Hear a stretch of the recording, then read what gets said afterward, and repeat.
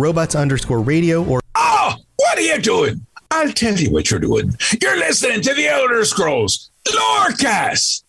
Either you are, or I'll be skipping rope with your entrails. Ta-ta.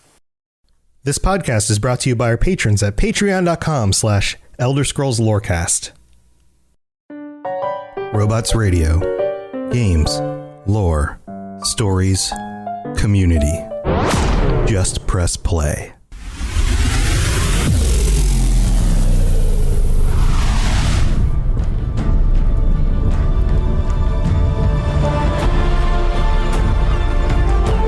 Welcome to the Elder Scrolls Lorecast, the podcast where we explore the amazing universe of the Elder Scrolls.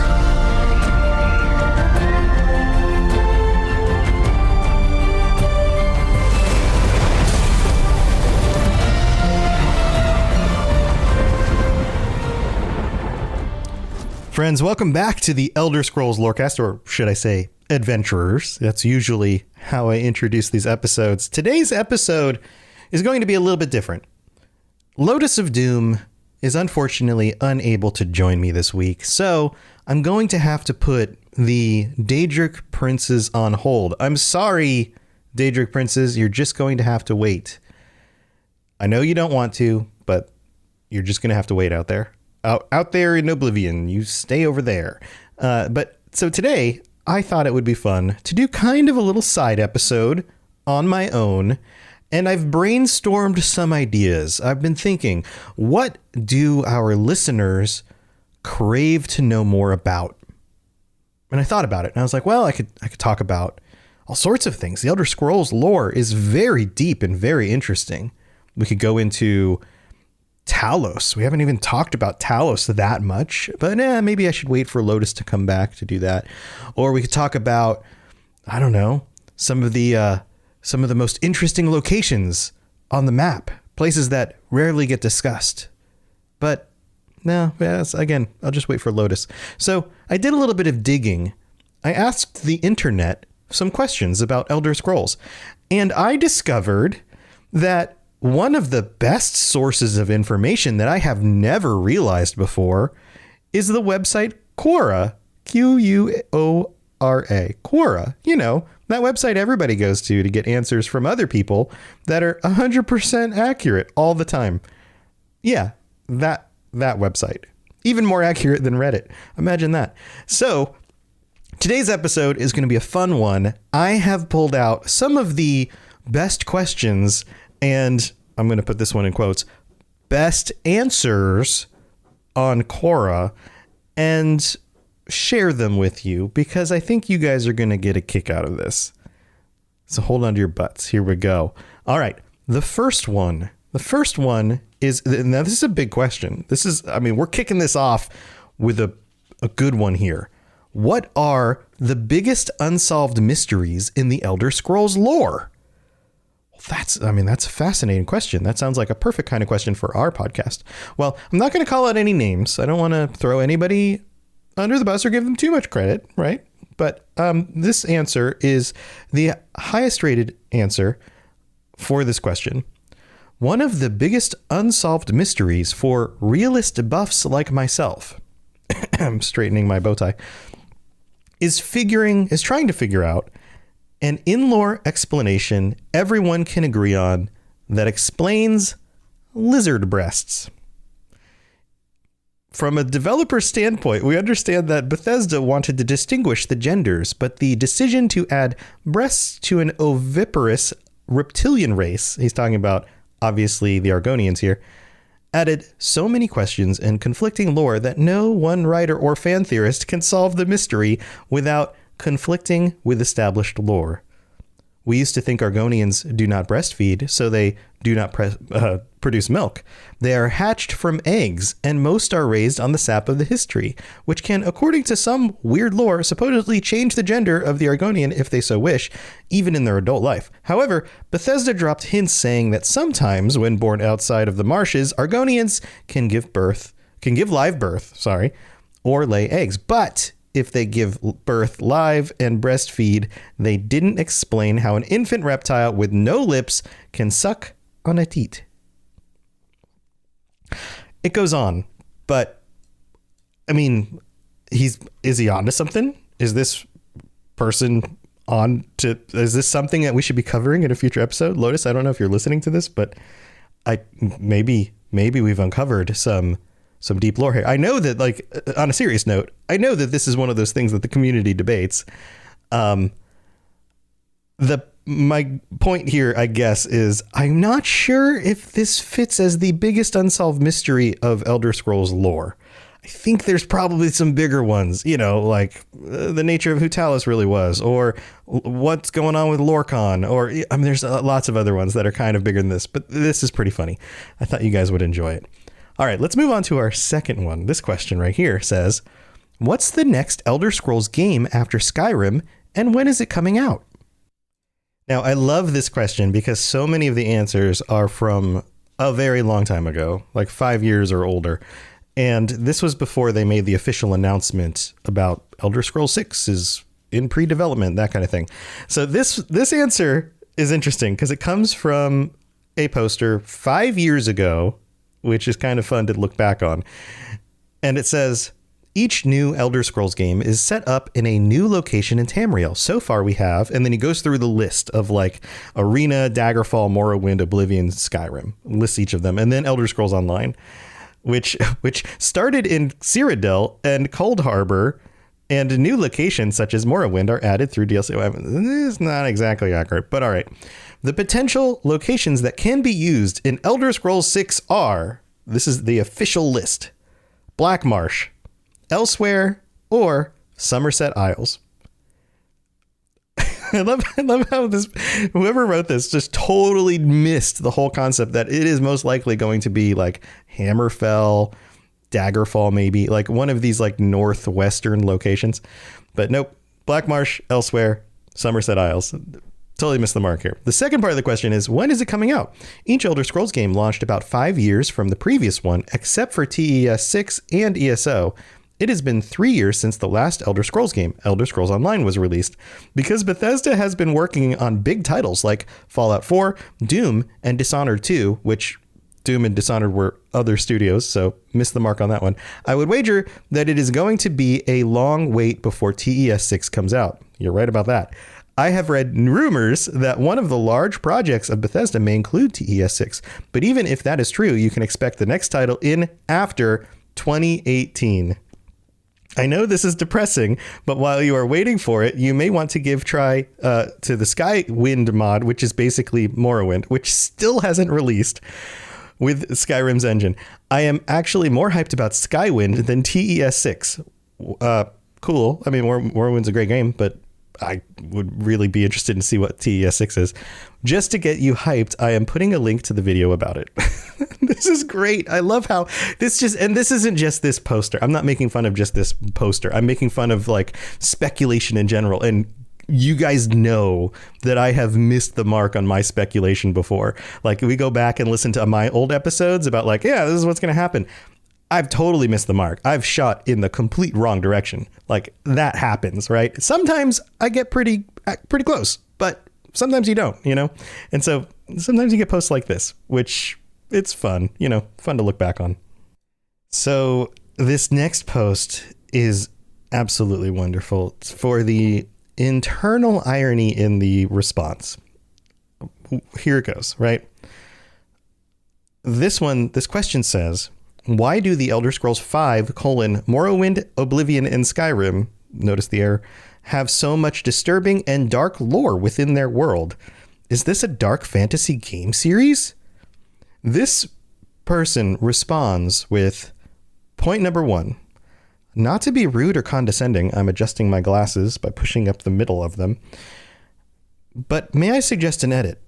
I would say, why do the Elder Scrolls titles, Morrowind, Oblivion, and Skyrim? This is because the correct names are Elder Scrolls 3, Morrowind, Elder Scrolls 4, Oblivion, and Elder Scrolls 5, Skyrim. This will allow you to have a more accurate question. Point number 2. The Elder Scrolls typo didn't realize their own mistake. Franchise is set in world with evil and good deities a lot of the time blurring the line between the two different moralities. As such, anyone who is purely good-hearted will view it as dark, twisted, and sometimes truly evil. So you only notice darkness if you're truly a good-hearted person. It's the way the game is designed. On top of that, the history of the world in TES is very violent, filled with wars, bloodshed, and betrayal. A look at its past will truly show that. Number 3, to truly answer your question, yes, it is dark, and that can be attributed to its history and its faiths. And this person credits themselves with a weird title connection to a international organization. I don't know. I'm not pointing out people because this is not a takedown of individuals. It's just pointing out the irony and some of the silly things in these posts. So there's another response to this question about it being a dark fantasy world. This other poster writes, I don't find it dark per se. There are some dark places and dark storylines, but they contrast with the rest of the world.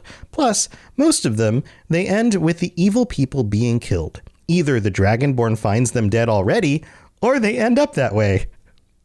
What it is harsh and bleak. It is very Viking-like, all stark scenery and lots of snow and hardy men and women living out hard Scrabble lives. I guess according to the previous poster that this person isn't truly a good person to know that this is a dark fantasy world. Also, I think that there's some splitting of hairs going on here, like, bad things happening, but that doesn't mean it's a dark fantasy world. I don't know. I would love to hear some of your thoughts on some of these responses and how you would phrase these differently, because I think that would be really interesting. I promise I'm not going to make fun of anybody. These posts I find particularly humorous.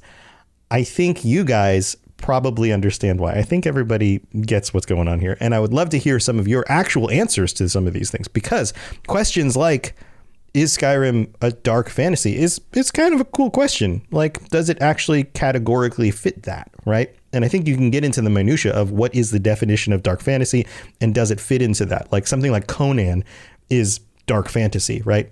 Does it go that far? Would be a really interesting thing to consider. Well, I hope you guys are enjoying this. I hope this you understand that this is all done in like, I don't know, tongue-in-cheek kind of way. I'm not really trying to be mean to people so much as it's just kind of fun to pick out stuff from the internet that got things a little sideways. It's just, that's what I'm doing here. I hope you guys don't think this is too mean-spirited. Anyway, let's move on with the middle of the show. I have some patrons to thank, and then we're going to come back with some more questions with answers from Cora. Hey, sweetie, your mother showed me this Carvana thing for selling the car. I'm going to give it a try. Wish me luck. Me again. I put in the license plate. It gave me an offer. Unbelievable. Okay, I accepted the offer. They're picking it up Tuesday from the driveway. I haven't even left my chair. It's done. The car is gone. I'm holding a check. Anyway, Carvana, give it a whirl. Love ya. So good, you'll want to leave a voicemail about it. Sell your car today on Carvana. Pickup fees may apply. This is Hamish Morak, Dragonborn, and you are educating yourself to the Elder Scrolls Lorecast. All right, here we are in the middle of the show. This is where I get to thank our patrons and tell them how much I appreciate them. You guys are absolutely the best. Man, words are hard. Words is hard. All right. We have some new ones to thank. Big shout out to GGK and Pim V and James M and Thomas R. Thank you to our 4 new patrons this month. Holy crap. And if you guys want to join us on the patron episode, remember that it is coming up next week. So Thursday night, 9 p.m. Eastern, that would be 6 p.m. Pacific.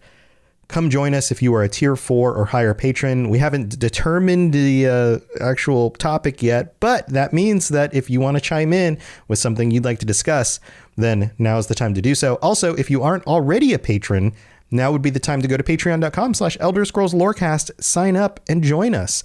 Also, big shout outs to our tier 5 Daedric princes, Mr. Gami Boy, Kira, Noodle Al Dente, and Riverwood Chicken. Thank you so much for your support. I really appreciate you guys. You guys help me do this full time, and I can't tell you how much that means to me. So thank you so very much.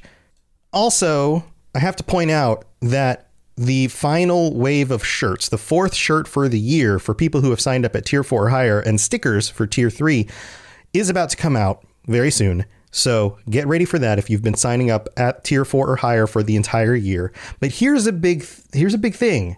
I've got a trick for you guys.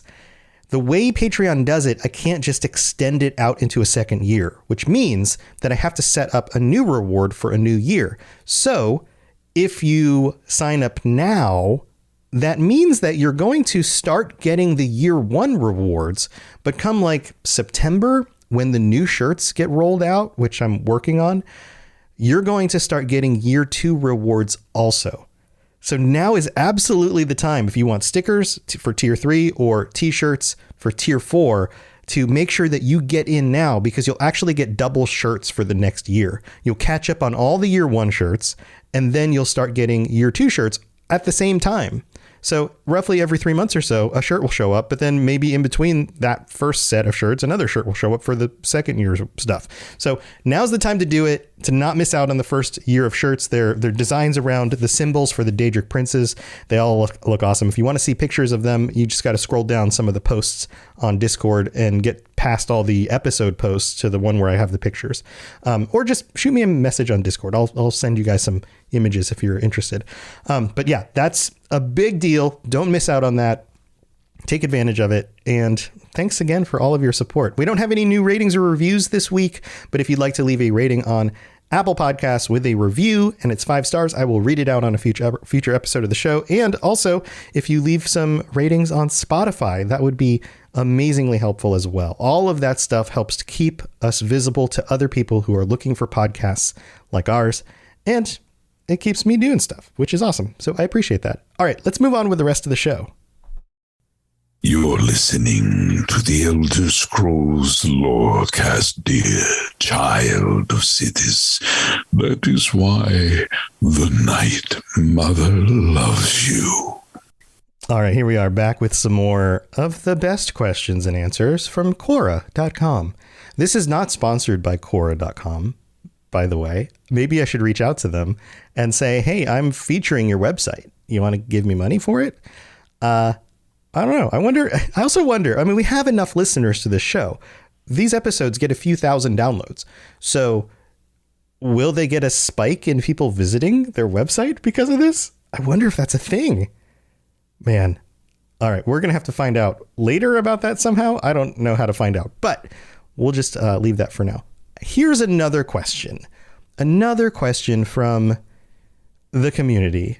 Is it true that the Elder Scrolls Skyrim is the worst Elder Scrolls game? And it's actually written that way, that the Elder Scrolls Skyrim is the worst Elder Scrolls game.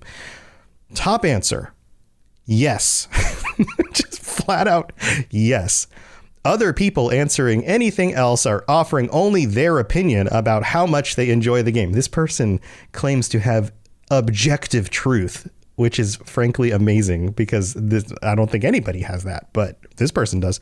Fair enough. I enjoyed it too. But by all the metrics video game quality is measured by, the metrics, like this is like an official set of things, right? It is objectively the worst main title game in the franchise, which implies that maybe there are some better side game, like what, Redguard?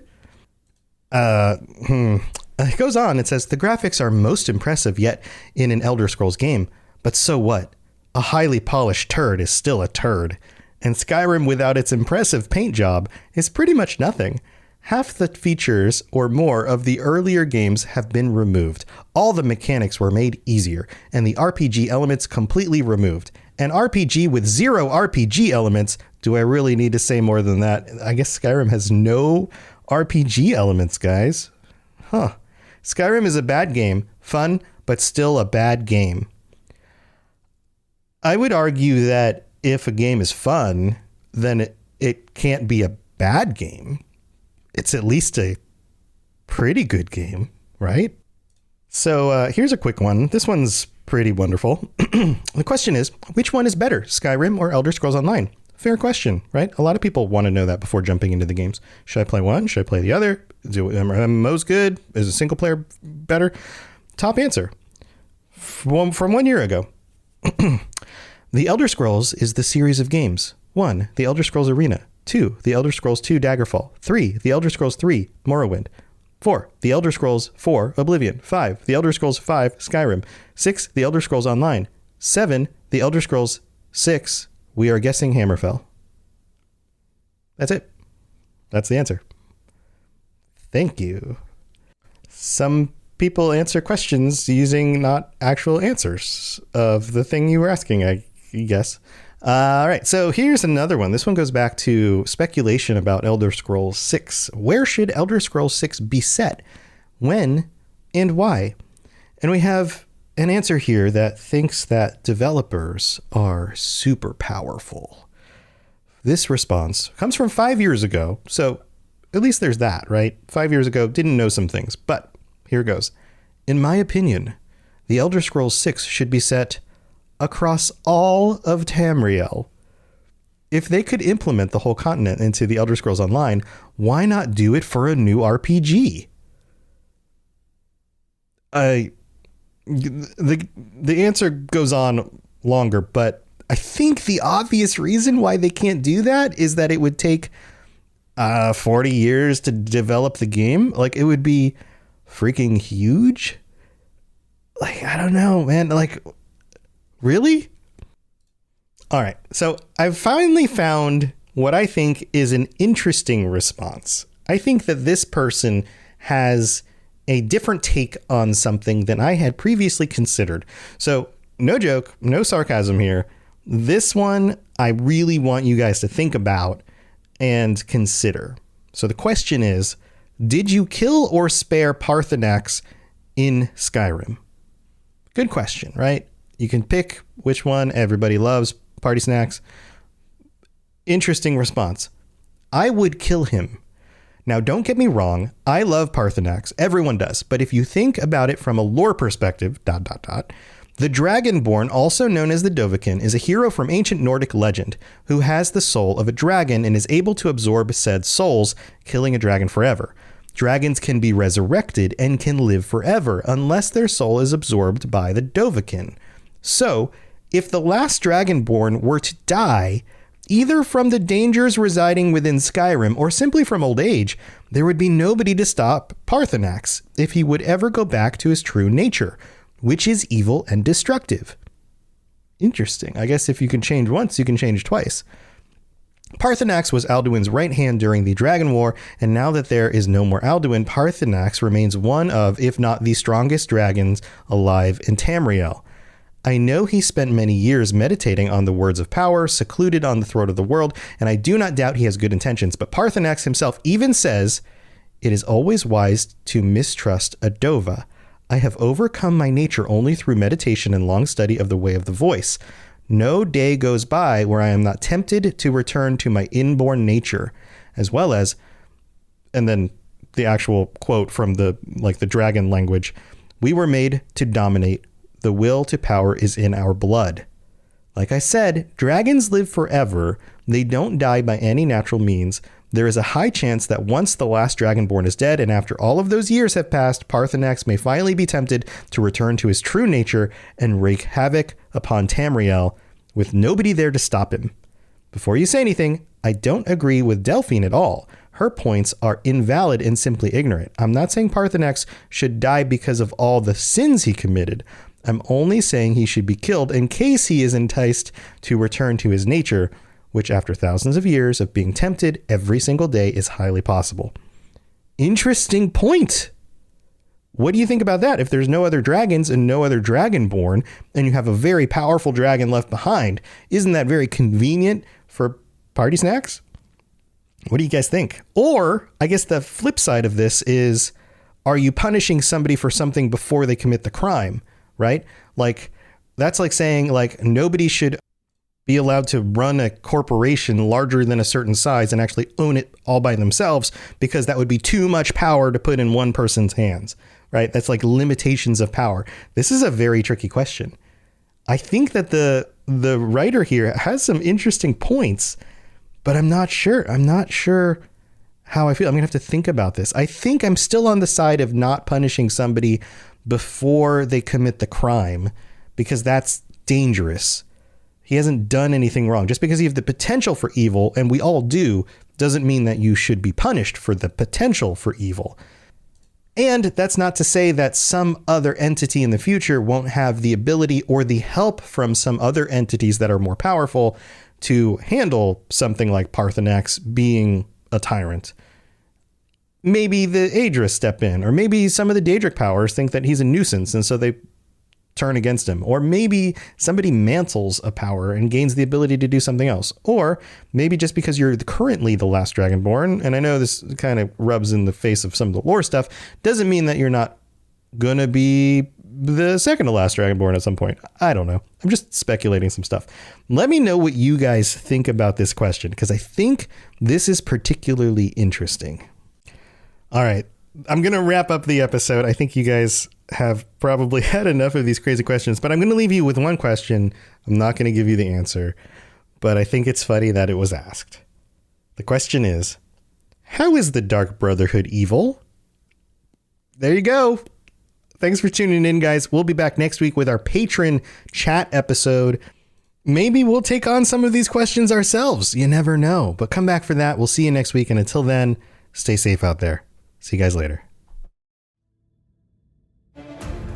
Thanks for joining us. We'd love to hear from you. You can reach me on Twitter at robots_radio or Lotus of Doom at Lotus of Doom.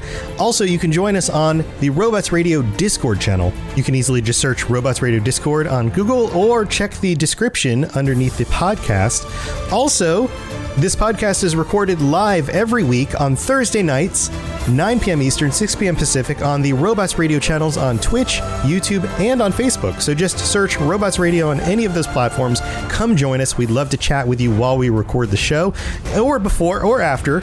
Either way, just come hang out with us. And if you're looking for more information about my shows and the shows on the Robots Radio Network, go to robotsradio.net for all the information about all the shows on the network, including the Robots Radio Rocket Club, where I help both new and existing podcasters to grow their shows, build their audiences, and create the best podcast they possibly can. All of that at robotsradio.net. We'll see you next time.